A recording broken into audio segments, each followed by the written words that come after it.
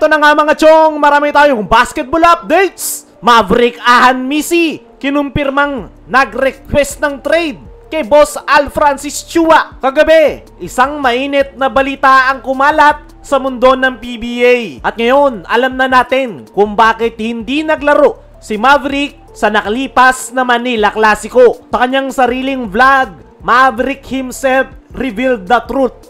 Siya mismo ang humiling ng trade kay Boss Al Francis Chua, kung saan tinext niya nga raw si Boss Al at ang sagot nito ay ikaw ang bahala. Matapos yung text message na yan ni Boss Al ay kinumpirma na ng agent ni Maverick na si Danny Espiritu na nakausap na nito si Boss Al at secured na yung pagtitrade sa kanya. And just like that, Maverick Ahan Misi is officially on his way out of Ginebra. Ayon kay Maverick, hindi nga raw naging madali yung kanyang naging desisyon. Ito nga raw yung kauna-unahang pagkakataon na nag-request siya ng trade. Kilala si Maverick bilang isang fighter, competitive at loyal sa kanyang teammates. Pero sa edad na 34 years old, alam niyang oras na para unahin ang kanyang sarili at ang kanyang pamilya. Hindi nga naging maganda yung stint ni Maverick simula nang mapunta ng Ginebra. Nung naglalaro siya sa Converge,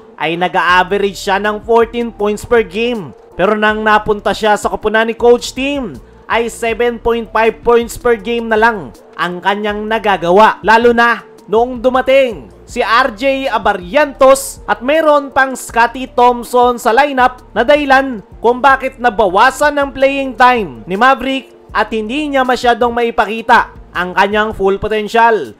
Ayon pa mismo kay Maverick, ay okay daw siya sa kanyang mga teammates at wala raw silang sama ng loob sa isa't isa at na-appreciate niya nga raw yung mga fans na sumusuporta sa kanila. Ang gustong sabihin nga nitong si Maverick kaya siya nag-request ng trade ay gusto niya ng more playing time para mas mailabas pa yung kanyang full potential dahil hindi na nga daw siya bumabata. Para kay Maverick ay patapos na yung prime ng kanyang laro at habang nandyan pa nga daw siya ay gusto niyang ilabas ang lahat ng kanyang makakaya at mukhang hindi niya raw yan magagawa sa Barangay Ginebra dahil meron silang sinusunod na sistema na triangle offense at the same time limitado lang yung kanyang playing time under Coach Team dahil meron siyang kaagaw na Scotty Thompson at RJ Abarientos sa guard position. So, ang tanong ngayon,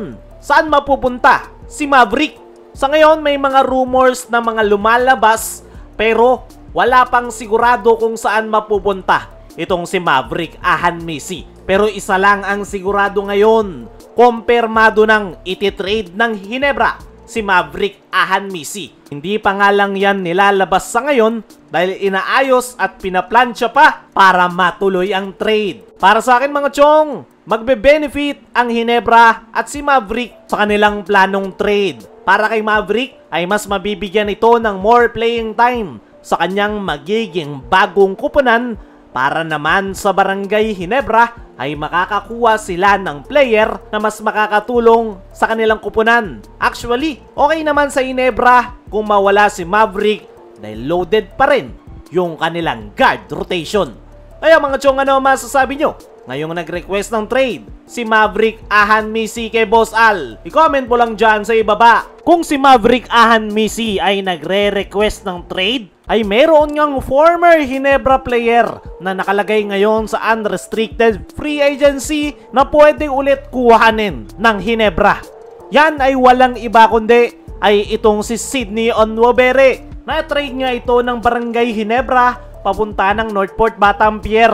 Pero nitong mga nakalipas nga lang na araw ay binitawan na ng Titan Giant Masters itong si Sydney Onwabere at kasalukuyan ng nasa unrestricted free agency. Para sa akin mga chong, ay kung talagang walang makuwang big man ang Barangay Ginebra na makakatulong sa kanilang frontcourt position, ay pwede nga nilang damputin itong si Sydney Onwabere. Wala ngang magiging kapalit. Kailangan lang nila itong bigyan ng kontrata. Isa pa, hindi na magiging problema kay Onwabere yung pag-a-adjust sa kanilang sistema dahil alam niya na yung triangle offense dahil matagal-tagal rin siyang naglaro sa Barangay Ginebra. Kaya kung sakaling no choice na talaga si Coach Tim sa pagkuha ng big man at hindi matuloy yung plano nila kay Greg Slaughter, ay pwedeng ito na lang munang si Onubere yung kanilang kuhanin, pandagdag sa kanilang frontcourt position. Matigas nga rin yung katawan nitong si Onubere at pwedeng gawing pangdepensa sa mga naglalakihang big man. Pero as of now, unrestricted free agent na itong si Onubere at tignan natin sa mga susunod na araw kung anong kupunan ang kukuha sa kanyang serbisyo. Kaya mga chong, ano ang masasabi nyo? Dapat bang kunin ng Ginebra si Onubere? Ano rin yung masasabi nyo na nag-request ng trade si Maverick? Comment mo lang dyan sa ibaba.